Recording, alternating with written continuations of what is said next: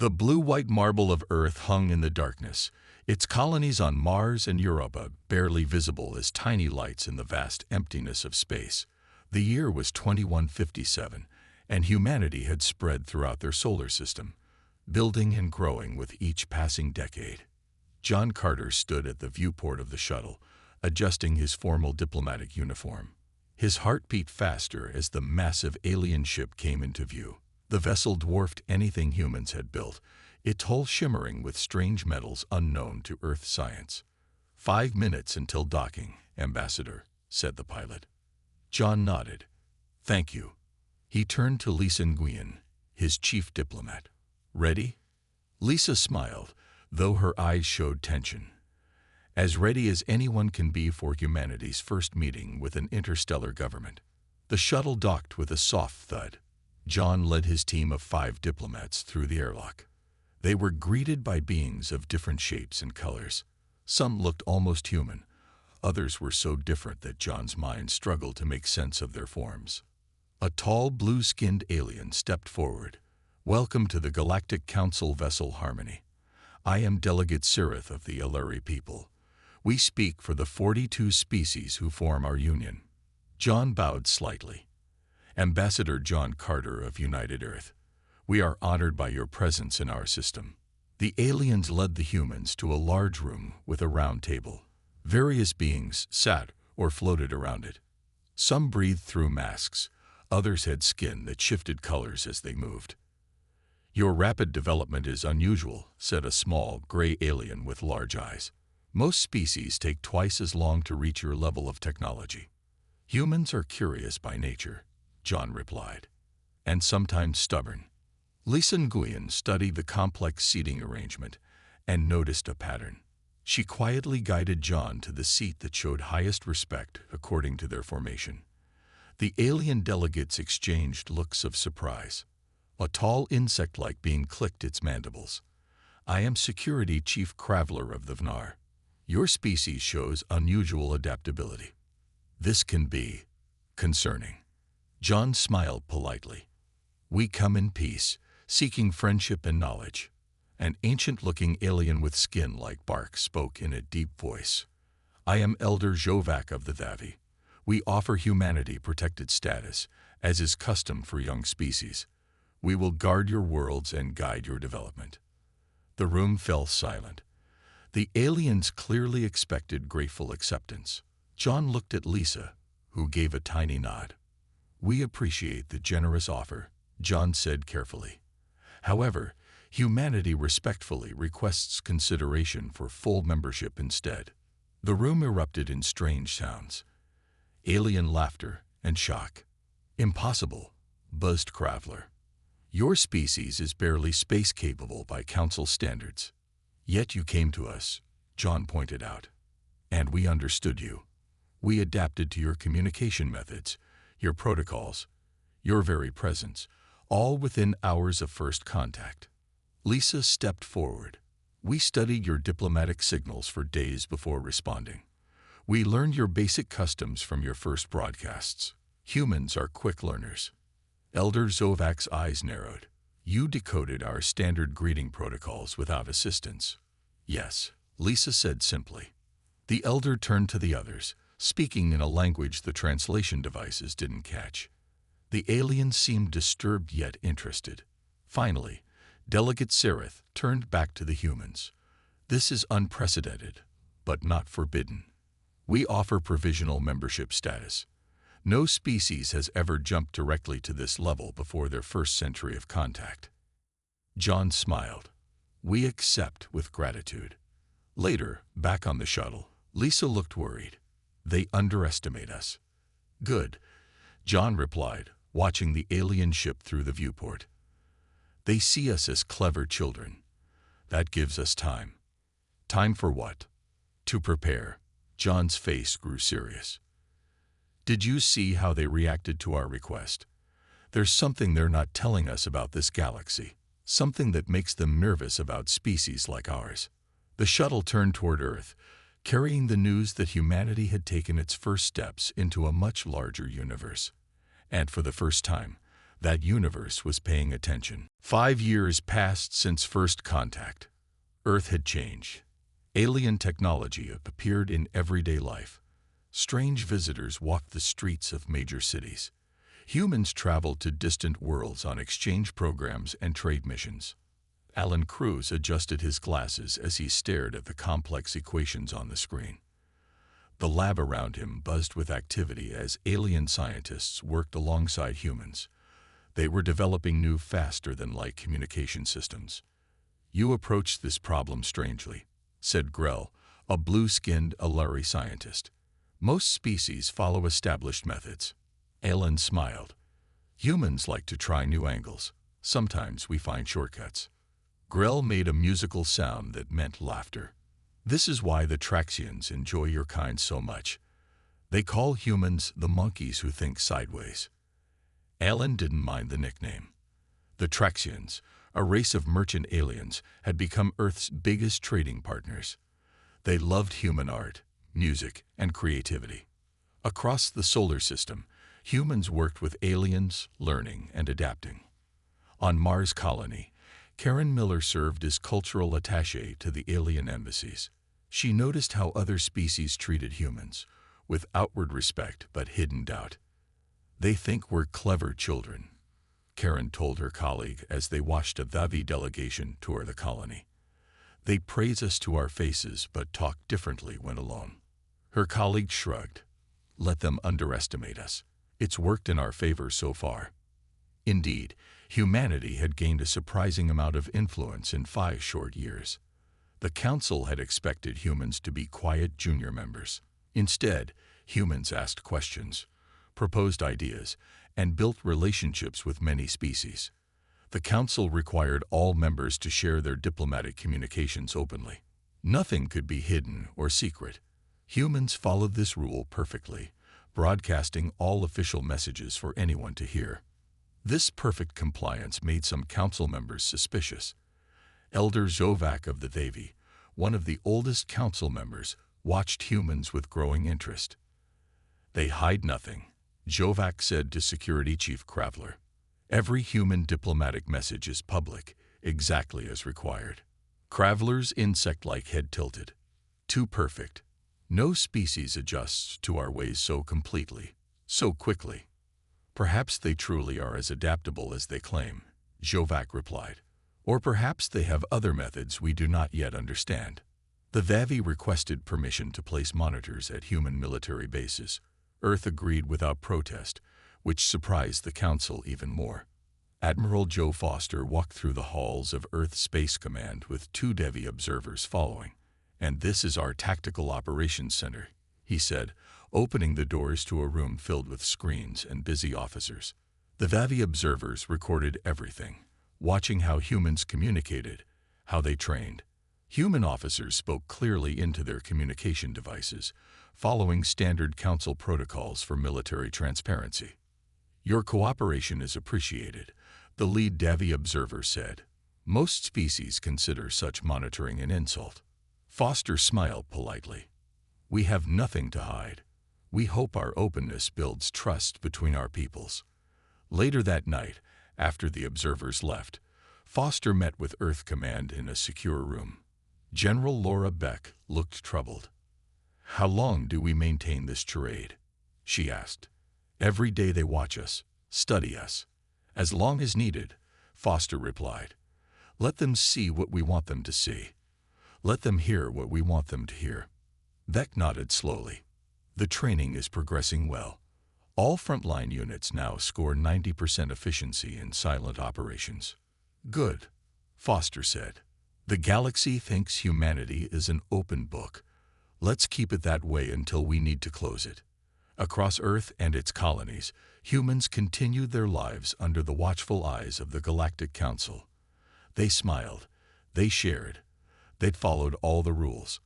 And quietly, without speaking a word about it, they prepared for a day when talking might become a disadvantage. The alarms blared across Europa colony.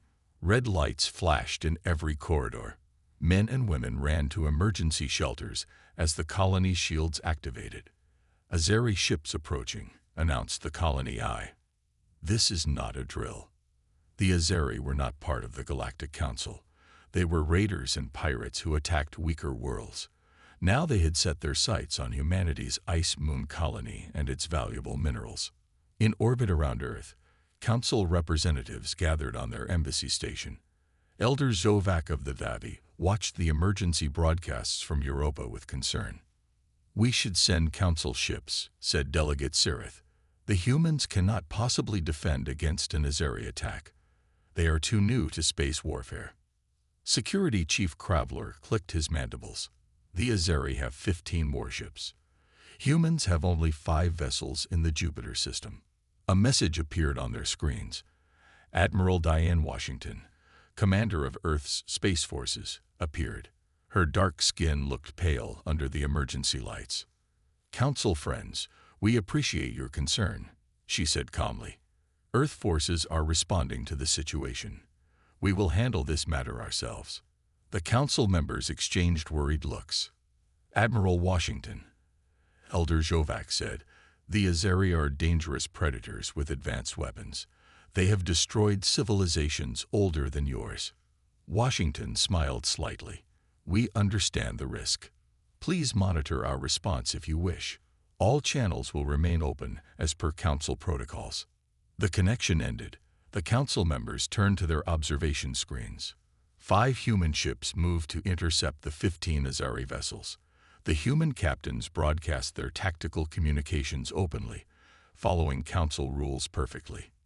"Battle Group Delta, form defense pattern Echo 6, came Washington's voice over the channel. "Protect the colony at all costs." The human ships moved in what seemed like a disorganized pattern. They spread out, creating gaps in their formation. Security Chief Kravler shook his head. "Their tactics are amateur. The Azeri will cut through those gaps." The Azeri ships did exactly that. They pushed into the spaces between human vessels, forming a claw-like attack pattern. The human ships fired but missed many shots. They seemed to be falling into disarray. "They will lose," said Delegate Sirith sadly. "They should have accepted our help." Just as the Azeri ships closed in for the kill, something strange happened. All human communications suddenly went silent. Not a single transmission came from any Earth vessel. "Technical problem?" asked the Council observer. Kravler's compound eyes widened. "All 5 ships at once. Impossible." In the sudden silence, the human ships changed. Their seemingly random movements became a perfect dance of destruction. They moved in perfect coordination without saying a word to each other. Their weapons fired in precise patterns, catching Azeri ships in devastating crossfires. The Council members watched in stunned silence as the 5 human ships surrounded and systematically destroyed the 15 Azeri vessels. Each human ship seemed to know exactly what the others would do without any communication between them. Within 6 minutes, 12 Azeri ships were destroyed. The remaining 3 fled the system. Suddenly, human communications resumed. "Battle Group Delta to Earth Command. The Azeri threat has been neutralized. Europa colony is secure. We experienced communications difficulty during the engagement. Our apologies for the silence." The Council chamber remained quiet for a long moment. Finally, Elder Zovak spoke softly. "That was not a technical difficulty." Kravler's mandibles clicked rapidly. "How did they coordinate without speaking?" "We detected no signals, no transmissions of any kind." "I don't know," said Zovak, his ancient eyes troubled. "But I believe we have misunderstood humans from the beginning." On board her flagship, Admiral Washington allowed herself a small smile as she ended the transmission. The test had worked perfectly. Her crews had proven they could fight in complete communication blackout, using only pre-planned tactics and visual cues. The Council would have questions. She was ready with answers about technical difficulties. They wouldn't believe her, of course, but they couldn't prove otherwise. The real message had been sent without a single word being spoken. Humanity was not as helpless as everyone thought. The Galactic Council Security Chamber was filled with tension. Representatives from the most powerful species sat around the large circular table. Emergency lights pulsed softly, indicating the session was closed to the public. Security Chief Kravler stood before a large screen showing footage of the human-Azeri battle. His insect limbs moved with agitation. "The evidence is clear," Kravler said. For exactly 6 minutes and 23 seconds, all human vessels ceased communications. During this period, they executed complex battle maneuvers with perfect coordination. Elder Zovak's ancient face showed deep concern. Were any signals detected? Anything at all? Nothing, Kravler replied. We used our most advanced detection equipment. No radio signals. No quantum communications. No telepathic emissions. Nothing. The doors opened and Peter Jackson, the human representative to the security committee, entered. He smiled pleasantly at the assembled aliens. His calm demeanor seemed out of place among the worried council members. "You requested my presence?" Peter asked, taking his seat. Elder Jovak leaned forward. "Representative Jackson, we are troubled by the recent incident at Europa. Can you explain how your ships coordinated their attacks without communication?" Peter looked surprised. "There was a technical issue with our communication systems. These things happen in battle. On all 5 ships simultaneously." Kravler clicked his mandibles in disbelief. "With perfect timing." Peter shrugged. "Space is filled with radiation, especially during weapons fire. Our systems are still being adapted to handle the unique conditions in the outer solar system." Nobody believed him. Peter didn't seem to care if they did. A tall plant-like being named Delegation Head Forest spoke next. "What concerns us is not the military victory. Your 5 ships defeated 15 Azeri vessels. This suggests human military technology is more advanced than you have disclosed." "Not at all," Peter said. "We simply had better tactics and brave crews." "Without communications," Kravler pressed. "How is this possible?" Peter smiled again. "I believe Admiral Washington's report covered the incident completely." The meeting continued for another hour. Peter answered every question without really answering anything. He was polite, friendly, and completely unhelpful. After Peter left, the security committee remained to discuss the situation. "They are hiding something fundamental about their species," Elder Jovak said. "Something we have overlooked." Kravler displayed more battle footage. "Look at this movement pattern. Each ship adjusts to the others instantly, with no delay for communication or decision-making. It's as if they share one mind." "Are they a high species?" asked a representative from the Alagu Federation. "Some form of collective consciousness." "No," said Elder Jovak. "Their biology shows they are individuals, but somehow they can act as one when needed." Delegation Head Forest leaves rustled with concern. "This changes our threat assessment. If humans can coordinate military actions without detectable communication, they could potentially hide their intentions from us completely. We should increase surveillance immediately," Kravler stated. "Place monitors on all human ships and colonies." Elder Jovak looked troubled. "They would detect such obvious measures. We need a more subtle approach." Meanwhile, in the Earth Embassy, Peter Jackson reported to the United Earth Defense Council via Secure Room. The chamber was specially built to block all possible forms of surveillance. "They're scared," Peter said. "Really scared. Not of our ships or weapons, but of how we fought." General Laura Beck nodded. "Good. That was the point of the demonstration." "They'll be watching us more closely now," Peter warned. "Let them," said Admiral Washington, who joined via Secure Link. "They'll only see what we want them to see." Peter looked concerned. "Elder Jovak is smarter than the others. He senses there's something about humans they've missed. He won't stop until he understands." "By then," said General Beck, "it will be too late." Outside the Earth Embassy, hidden council observers placed new surveillance devices. They watched human diplomats and soldiers with new nervous attention. For the first time since contact, the council species felt uncertain about the smiling, talkative humans who had joined their galactic community. The U.S. Defiant moved smoothly through the dark space between Mars and Jupiter. Captain Olivia Martinez sat in her command chair, watching her crew work. The ship carried 20 civilian scientists to a research station near Europa. "All systems normal, Captain," reported her first officer. Olivia nodded. She knew the truth. This was no ordinary journey. Intelligence had warned her that the Council planned to test human ships. They wanted to see if the silence during the Azeri battle was real or just chance. "Captain," called the sensor officer. "3 ships approaching fast, not responding to hails." Olivia didn't show any surprise. "Sound alert. Battle stations." Red lights flashed across the ship. Crew members moved quickly to their positions. Olivia opened the communication channel that broadcast to all Council species. "U.S. Defiant to approaching vessels. Please identify yourselves. We are on a peaceful science mission." No answer came. The 3 ships continued their approach. They were disguised as pirates, but Olivia recognized Council technology. "They're charging weapons, Captain," reported the tactical officer. "Defensive pattern Alpha," Olivia ordered clearly. "Shields up. Return fire only if fired upon." The ship moved into a standard defensive position. Everything by the book. Everything broadcast openly. Olivia knew that throughout the ship and even in nearby space, Council sensors were watching.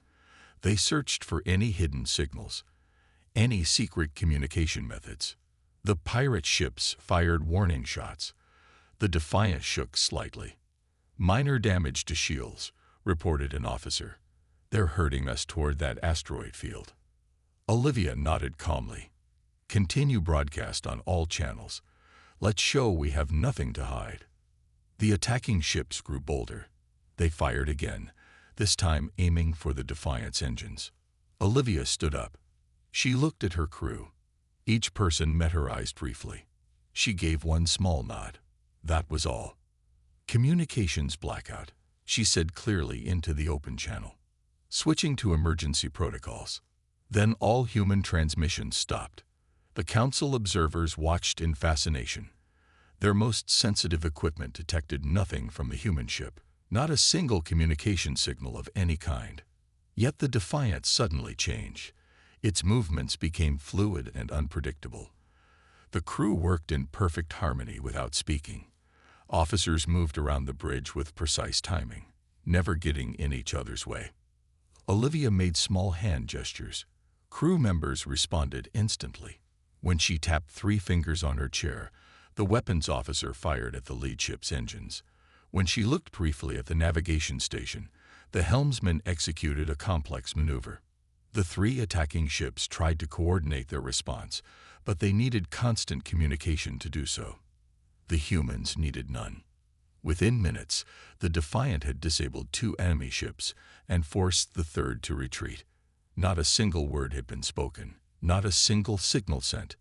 When it was over, Olivia returned to her chair and reopened communications. "U.S. Defiant to Earth Command.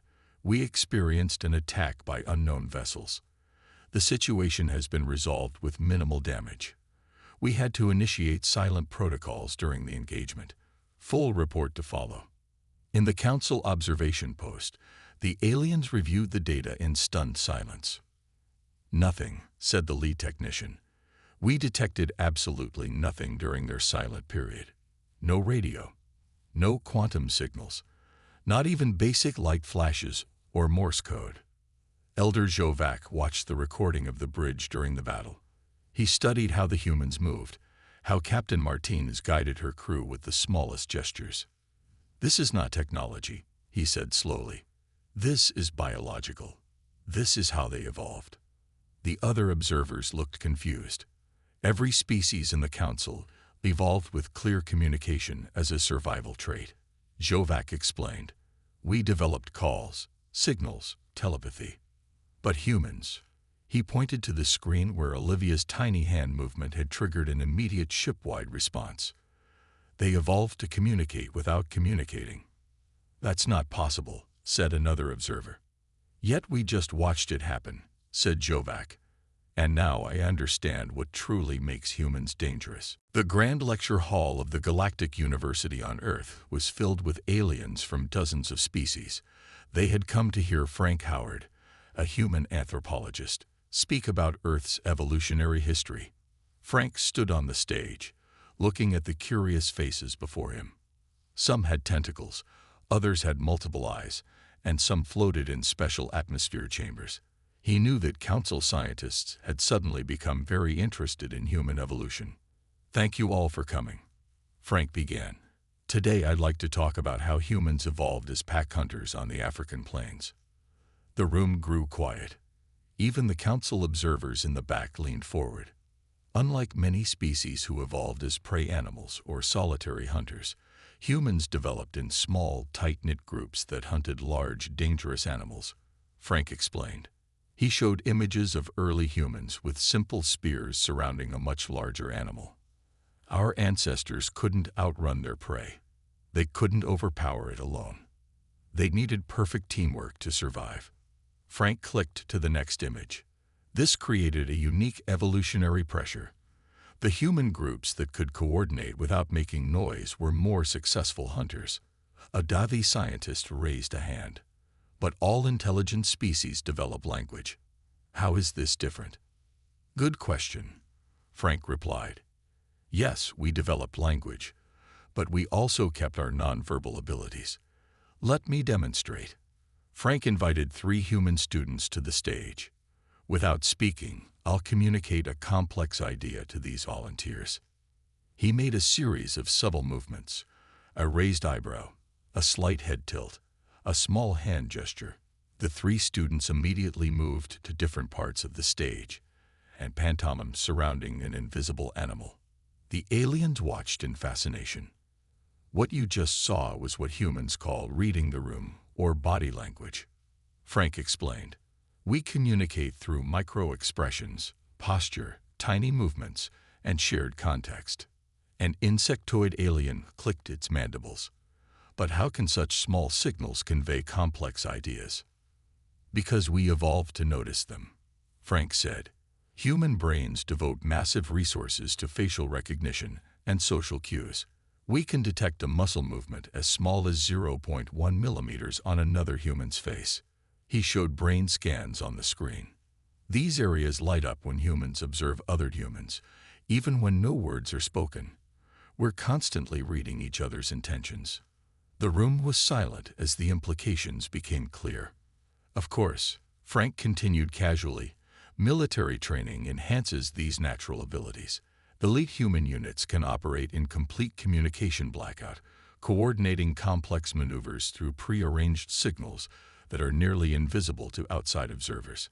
Council representatives exchanged nervous glances. "This isn't a secret technology," Frank said, smiling at the council observers. "It's just how humans are.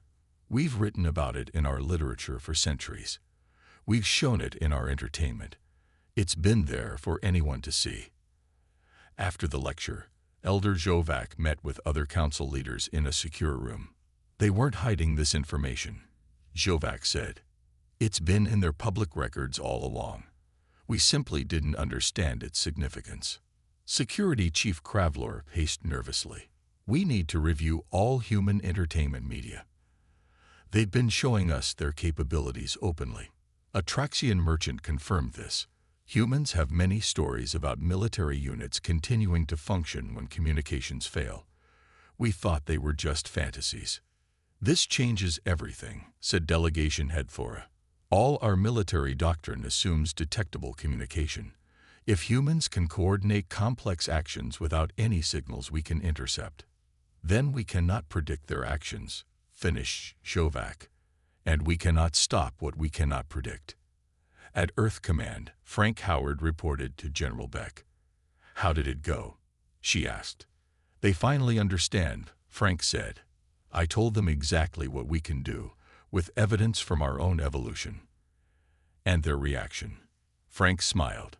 "Fear wrapped in scientific curiosity. The perfect combination." "Good," said Beck. "Now they know what we're capable of. The question is, what will they do with that knowledge?" Throughout council space, reports spread about the unusual humans who could act as one without speaking. Many species found this deeply unsettling. Some began to wonder what other surprising abilities these newcomers might possess. The emergency alarm sounded throughout the Galactic Council headquarters. Representatives from all 42 member species hurried to the Grand Chamber. News had spread quickly. The Borgos collective was on the move. The Borgos were not part of the council.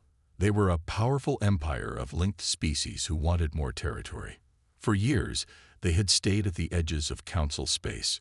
Now they demanded entire star systems, or they would take them by force. Grand Marshal Ixel stood before the gathered council. His scaled skin reflected the chamber lights as he pointed to a map of space. "The Borgos fleet has gathered here," he said. "They outnumber our border forces 3-1. Fear spread through the chamber. The Borgos were known for their brutal efficiency and advanced weapons. "We must deploy all available ships," said Delegation Head Fora, "including those from our newest members." All eyes turned to the human representatives. Admiral Samantha Wright sat calmly, studying the tactical displays. She was recently appointed to lead Earth's space fleet. "Human forces will, of course, support the Council," she said, "but I request permission to develop additional contingency plans." Grand Marshal Ixel looked suspicious. "What kind of contingencies?" "The Borgos rely heavily on intercepting communications," Wright explained. "Our ships could operate under silent protocols for key portions of the battle." The chamber grew quiet. Since the Azari incident and the Defiant test, everyone knew what silent protocols meant. Humans fighting without saying a word, coordinating in ways no other species could track or predict. Grand Marshal Ixel's tail twitched nervously. "You would engage the Borgos with no tactical communications." "At critical moments, yes," Wright confirmed. "The Borgos cannot counter what they cannot hear." The council debated for hours. Many were uncomfortable with the idea of human ships going dark during battle. Others feared the Borgos more than they feared human abilities. Finally, Elder Jovac spoke. "We have seen what human ships can do when they stop talking. It is unsettling. But against the Borgos, perhaps unsettling is exactly what we need." The vote passed. Admiral Wright was given permission to create a battle plan that included periods of human communication silence. 3 days later, Wright presented her strategy to the Council Military Command. Her plan placed human ships at key points in the defensive formation. At specific moments, they would go silent and execute pre-planned maneuvers. "The Borgos will expect our forces to react in certain ways," Wright explained. "When our ships suddenly change patterns without communication, it will create confusion in their ranks."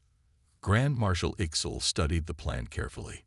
"This could work, but it means trusting human ships to act without oversight during critical battle phases." "Yes," Wright said simply. Later, in a private meeting with human military leaders, Wright revealed more details.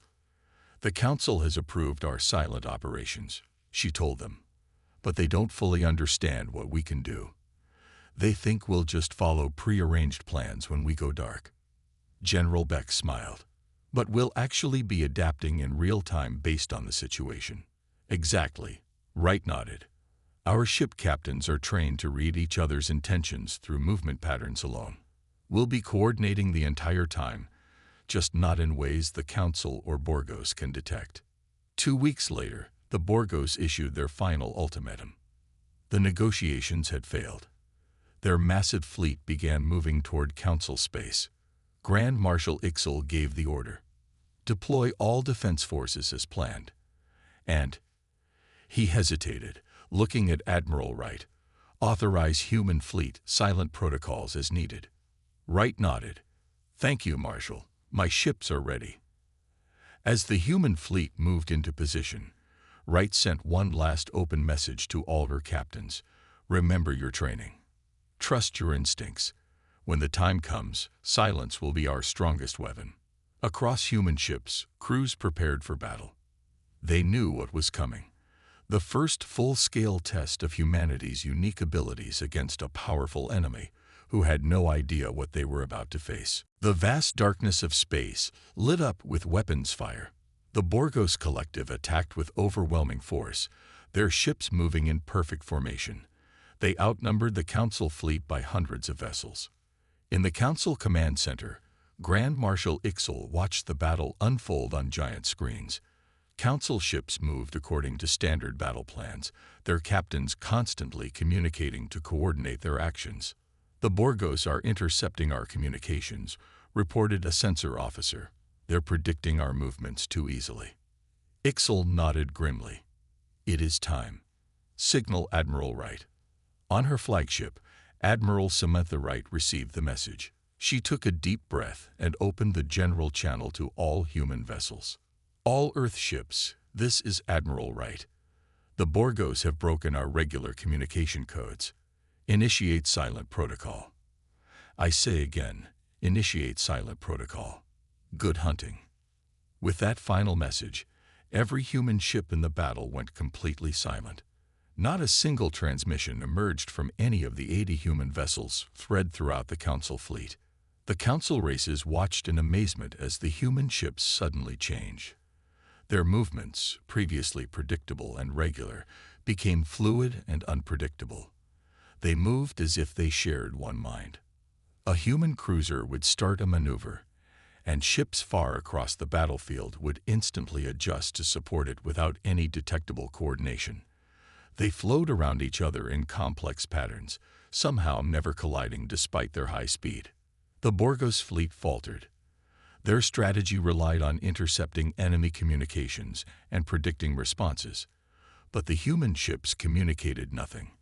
They moved in ways that made no sense to Borgos tacticians. "How are they doing this?" demanded the Borgos commander. "Find their communication method." But there was nothing to find. The humans used tiny visual cues: the angle of a ship, the timing of a thruster burn, the pattern of movement. Things so subtle that only other humans recognized them as communication. On the Council command screens, the battle changed dramatically. Human ships slipped behind Borgos lines, striking critical targets with perfect timing. When Borgos vessels moved to counter them, they found other human ships already waiting, as if they had predicted the Borgos response. "Incredible," whispered Elder Jovac, watching beside Ixel. "They are fighting as one organism." The Borgos fleet began to fragment. Their formation, once perfect, broke apart as they tried to counter the unpredictable human attacks. In the confusion, Council ships pressed their advantage, following the openings created by human vessels. After hours of battle, Admiral Wright's flagship suddenly broke its silence. It broadcast a single message, not to Council forces, but directly to the Borgos command ship. "You cannot predict what you cannot hear." The message repeated on all frequencies, echoing through the Borgos communication systems. It was a simple truth that struck fear into the Borgos commanders. Faced with an enemy they could not understand or predict, the Borgos fleet began to retreat. Their losses mounted as human ships continued their silent, coordinated attacks during the withdrawal. When it was over, the Council chamber erupted in celebration. Species that had once feared human abilities now cheered them. Admiral Wright was invited to address the full Council. "Humanity is honored to fight alongside our Council allies," she said. "Today, our differences became our greatest strength." In a private ceremony later, Elder Jovac formally proposed changing humanity's status. The vote was unanimous. "From this day forward," announced Delegation Head Thora, "humans are granted full Council membership with a new designation, the Silent Partners." As the ceremony concluded, Elder Jovac approached Admiral Wright. The ancient alien's eyes showed a mix of respect and lingering unease. "We have always feared the silence of space," Jovac said quietly. "Now we understand there is something more terrifying, the silence of humans thinking together." Wright smiled. "Not terrifying, Elder, just different." "Perhaps," said Jovac. "But remember this truth, Admiral. The moment humanity stopped talking, the Galactic Council knew fear. And from fear came respect." Throughout Council space, the story spread of the battle where humans fought without words. Species that had dismissed Earth as a minor player now studied human culture with new interest. They watched human sports teams coordinate without speaking. Human dancers move in perfect sync. Human children play complex games through glances and gestures. And they wondered what other surprises their silent partners might reveal in the years to come.